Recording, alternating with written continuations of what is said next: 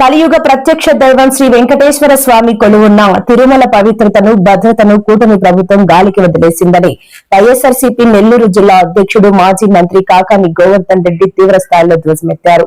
మంగళవారం నెల్లూరులో ఏర్పాటు చేసిన మీడియా సమావేశంలో ఆయన మాట్లాడుతూ ఒక బిస్కెట్ జారిపడడంతో దాన్ని ఆయన తీసుకునేటువంటి నేపథ్యంలో 2025 జనవరి 11వ తేదీ దానికి సంబంధించినటువంటి రెడ్ హ్యాండెడ్గా ఆ పెంచిల్ అయినటువంటి వ్యక్తిని పట్టుకోవడం జరిగిన తర్వాత దర్యాప్తు గప్చిప్గా నిర్వహించడం, దాన్ని ఎవరికీ తెలియకూడదన్నటువంటి విధంగా ప్రవర్తించడం, వెంటనే ఆయనకు సంబంధించినటువంటి బెయిల్ మంజూరు కావడం, ఇవన్నీ కూడా ఒక్కొక్కటిగా చూస్తూ ఉంటే ప్రభుత్వం వ్యవహరిస్తున్నటువంటి విధానం, ప్రభుత్వం వ్యవహరిస్తున్నటువంటి తీరు ఈరోజు మనకి స్పష్టంగా అర్థమైపోతుంది. గత ప్రభుత్వంలో జగన్మోహన్ రెడ్డి గారు ముఖ్యమంత్రిగా ఉన్నప్పుడు ఒక చిన్న చోరీ ఒకటి జరిగితే దానికి సంబంధించి లోక్ అదాలత్ ద్వారా, న్యాయస్థానం ద్వారా 15 కోట్లకు సంబంధించినటువంటి ఆస్తుల్ని టీటీడీకి రాయించడం జరిగింది. అయితే ఈరోజు జరిగినటువంటి పరకామణి విషయంలో ఏదైతే జరిగిందో ఇది అత్యంత ఆందోళన కలిగించేటువంటి విషయం. ఎందుకు చెప్తున్నామనంటే ఇది కోట్లాది మంది భక్తుల విశ్వాసానికి, మనోభావాన్ని దెబ్బతీసేటువంటి ఘటన. చాలామంది వెంకటేశ్వర స్వామి దగ్గరికి వెళ్ళేటప్పుడు ఒక కోరిక, మొక్కు తీర్చుకునేదానికి రకరకాలైనటువంటి విధంగా ఆయనకి కానుకలు సమర్పిస్తారు. కొంతమంది నిలువు దోపిడీ రూపంలో సమర్పిస్తారు, కొంతమంది నేను ఇది జరిగితే, నాకు ఈ మంచి జరిగితే స్వామి నీకు ఈ కానుక సమర్పిస్తామని చెప్పిస్తారు. ప్రతి భక్తుడు కోరుకునేది నేరుగా నేను సమర్పించినటువంటి కానుకలు ఏవైతే ఉన్నాయో అవి వెంకటేశ్వర స్వామికి చెందాలి, ఆయనకి చేరాలి, ఆయన సన్నిధిలో వాటికి సంబంధించినటువంటి పనులు జరగాలి అని చెప్పి కోరుకుంటారు.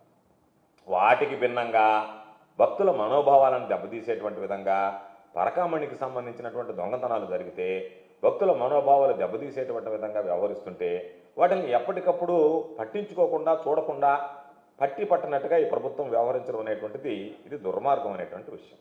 ఎందుకంటే శ్రీవారికి సమర్పించేటువంటి కానుకలు ఏవైతే ఉన్నాయో ప్రతి కానుక అది అత్యంత పవిత్రమైనటువంటిదిగా భావించాల్సినటువంటి పరిస్థితి ఉంటుంది. అటువంటి కానుకలు చోరీ కావడం అనేటువంటిది నిజంగా దురదృష్టకరం. కాబట్టి పరకామణిలో ఈ విధంగా భారీ చోరీల వ్యవహారం ఏదైతే ఉందో కూటమి ప్రభుత్వంలో వెలుగుకు రావడం, ఆ వెలుగుకు రావడం వెనక ఆ దర్యాప్తు జరిపినటువంటి తీరు కూడా అనేక రకాలైనటువంటి అనుమానాలకు ఈరోజు తావిస్తోంది. ఎందుకంటే ఈ పెంచలయ్య అనేటువంటి వ్యక్తి ఎవరైతే ఉన్నారో పరకామణిలో పనిచేసేటువంటి వ్యక్తి, ఆ వ్యక్తిని రెడ్ హ్యాండెడ్గా పట్టుకున్నారు విజిలెన్స్ అధికారులు. పట్టుకున్న తర్వాత దర్యాప్తు అనేటువంటిది అసలు ఏం జరిగింది, దీని వెనక ఎవరున్నారు, ఈయన ప్రోత్సహించింది ఎవరు అనేటువంటి విషయాల జోలికి వెళ్లకుండానే కేవలం ఆ దర్యాప్తుని ఈ పెంచలయ్య అనేటువంటి ఆ ఒక్క వ్యక్తికి పరిమితం చేస్తూ రకరకాలుగా 1 కోటి రూపాయలు సంబంధించినటువంటి విలువైన బంగారం చోరీ జరిగింది అని ప్రకటించేసి దానికి బంగారు నగలు, వెండి నగలు ఇన్ని చోరీ అయ్యాయి అని చెప్పి ఈరోజు ఇవ్వడమే తప్ప అసలు ఎంత చోరీ అయ్యాయి, ఏ విధంగా జరిగింది, ఎందుకు పోలీసులు దీన్ని పెంచలేకే పరిమితం చేస్తున్నారు, ఎందుకు దీని వెనక ఉన్నటువంటి సూత్రధారులు ఎవరు, పాత్రధారులు ఎవరు అనేటువంటిది మీరు లోతుగా దర్యాప్తు చేయడం లేదు అని అంటేనే, లేదా దర్యాప్తు చేసినటువంటి అంశాలని మీరు అణగదొక్కేస్తున్నారు, వాటిని ఏదో ఒక విధంగా బయటకు రాకుండా నొక్కి పెట్టేటువంటి ప్రయత్నం చేస్తున్నారు, వెలుగు చూడకుండా దర్యాప్తుని మీరు పక్కదారి పట్టిస్తున్నారు అనేటువంటి దానికి ఈరోజు అనేక రకాలైనటువంటి అనుమానాలకు తావిస్తుంది.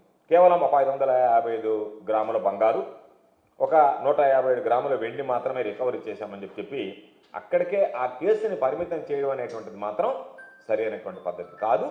దీనిలో పోలీసులు, ప్రభుత్వం వ్యవహరిస్తున్నటువంటి తీరు ఖచ్చితంగా భక్తులందరికీ కూడా ఆక్షేపణీయం అనేటువంటి విషయాన్ని ఈ సందర్భంగా స్పష్టంగా తెలియజేస్తున్నాను. అందుకనే ఇప్పటికైనా ప్రభుత్వం దీనిని, ఎందుకంటే జరిగింది 2025లో జరిగితే ఆ ఘటన బయటకు కూడా పొక్కకుండా ఎవరికి తెలియకుండా దాచిపెట్టడం వెనక ఉన్నటువంటి కుట్ర, దీని వెనక ఎవరున్నారు, ఎవరి పాత్ర ఉంది, ఎవరి పాత్ర ఉంటే మీరు వాళ్ళ పేరు వెలుగులోకి రాకుండా, వాళ్ళందరూ బయటపడకుండా, వాళ్ళందరూ దోషులుగా ప్రజల ముందు, భక్తుల ముందు నిలబడకుండా మీరు ప్రయత్నం చేశారంటే వాళ్ళు మీకు అత్యంత ఆంతరింగికులు, అత్యంత ముఖ్యులు అయి ఉండాలనేటువంటిది ఈరోజు మేము అనుకుంటున్నాం, భక్తులు కూడా అనుకునేటువంటి మాట. కాబట్టి దీని వెనక అసలు ఈ పెంచలే అనేటువంటి వ్యక్తి ఎవరు, ఆయన టీటీడీలోకి ఏ విధంగా రాగలిగాడు, ఎవరు తీసుకొచ్చారు, పరకామణిలో ఆయన చేర్పించింది ఎవరు, దీనికి సంబంధించి ఎవరు చేర్పిస్తే ఆయన అక్కడికి వచ్చారనేటువంటి ప్రశ్నలకు ఎక్కడా సమాధానం లేదు. పెంచలయ్య దొంగతనం చేశాడు, దొంగతనం చేస్తే జనవరి 2025 11న పట్టుకున్నాం, 12న రిమైండ్ చేసాం, తర్వాత దానికి సంబంధించి ఆయనకు బెయిల్ వచ్చిందనేటువంటి మాటలు మాట్లాడుతున్నారు. కాబట్టి ఇది నెలల తరబడి చోరీలు జరుగుతుంటే భద్రతా వ్యవస్థ ఏం చేస్తుంది, అసలు మీరు సీసీ కెమెరాలు ఉన్నాయా, లేదా మీరు పెట్టినటువంటి సీసీ కెమెరాలు అవి పనిచేయకుండానే మీరు ఏదో ఒక విధంగా మొక్కుబడిగా మేము సీసీ కెమెరాలు పెట్టేశాం అనేటువంటి భ్రమ కల్పించేటువంటి పనిలో ఉన్నారా, వాస్తవంగానే సీసీ కెమెరాలు ఉన్నాయి. ఎందుకంటే ఇది అనేక రకాలైనటువంటి భద్రతా వైఫల్యాలని ప్రశ్నిస్తోంది. ఈరోజు మీరు ఒకటి పట్టుకున్నారు, మీరు చెప్పిన దాని ప్రకారమే 555 గ్రాములు బంగారం 156 గ్రాములు వెండి అని చెప్పి అక్కడ క్లోజ్ చేసేసారు. కాకుండా ఈరోజు మీరు హైకోర్టుకి ఏం చెప్పారు, పరకామణికి సంబంధించి అత్యంత పటిష్టమైనటువంటి భద్రతా వ్యవస్థను మేము ఏర్పాటు చేస్తున్నాం అని చెప్పారు. కానీ ఆ ప్రభుత్వం ఎక్కడ కూడా ఆ హామీని అమలు చేసినటువంటి లేదు. అమలు చేస్తుంటే ఇటువంటిది సంఘటనలు జరగవు. కాబట్టి ఈ సంఘటనతో మీరు పరకామణిలో అత్యంత భద్రత కల్పించేటువంటి ప్రయత్నం చేశాము అనేటువంటిది సరికాదు అనేటువంటిది అర్థమైపోతుంది. అంటే మీరు కావాలనే ఈరోజు దాని మీద నిర్లక్ష్యంగా వ్యవహరించారు పరకామణి విషయంలో, దానివల్లనే దొంగతనం జరిగింది అని చెప్పినాను.